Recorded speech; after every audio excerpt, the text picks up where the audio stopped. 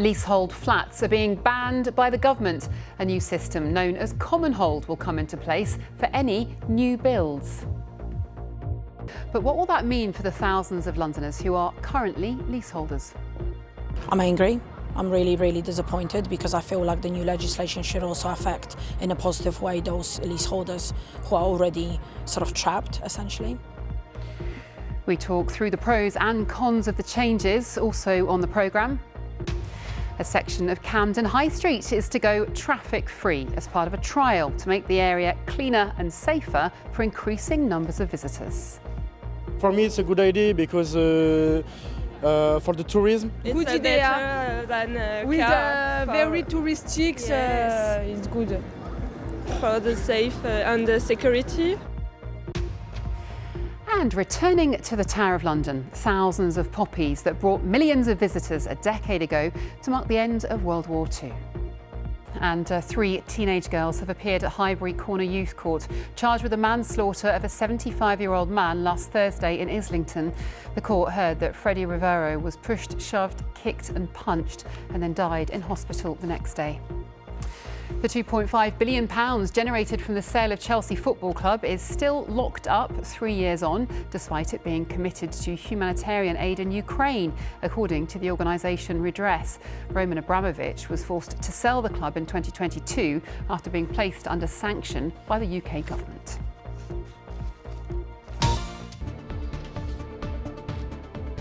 Tonight, an expensive mess. On a site for new homes, tons of fly-tipped rubbish.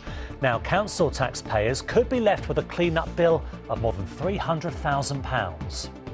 Just a pile of rubbish, as far as the eye can see from this end.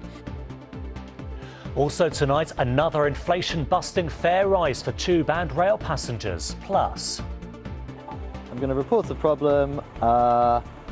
I'm going to say there's a problem with the seat. Obviously, it's missing. they are increasingly popular, but how safe are the city's line bikes? And here's a quiz question for you. If you're born within the sound of this bell bow, there it is, what does that make you? You won't Adam and Eve it. Well, you will, but anyway. A man appeared in court today charged with murder after a fatal attack in Lewisham at the weekend. The 63-year-old victim was named as Charlie Pramoju. Paul Tallant from Eltham was remanded in custody and will appear at the Old Bailey on Wednesday.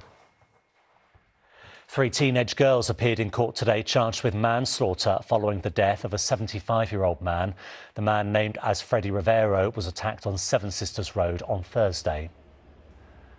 And a campaign was started today to make chewing gum more environmentally friendly. Councils in London currently spend £10 million a year removing gum from the streets.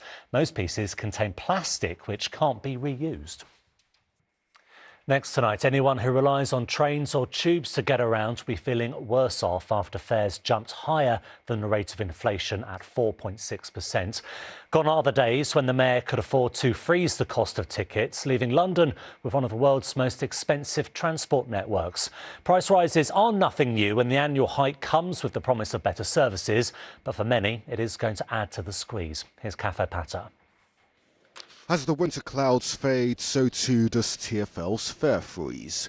And with it, the news that tube and train prices are set to increase. So first of all, I didn't know that it's going to increase, so that's a surprise for me. There's no enough communication, that's one thing. And the next thing is like everything is going up, not the salary. There you go, that's it. Well, the service doesn't run smoothly anyway, so not great that the prices are going up. And also the general cost of living, I think everyone's going to be pretty upset about it. Prices for the tube and trains will now increase by 4.6%. But what does that mean for customers? A single journey on Zone 1 lines will now rise by 10 pence. Within Zone 1 to 4, prices will increase by 20 pence. And for train journeys such as Woking to London, £187 more for your ticket.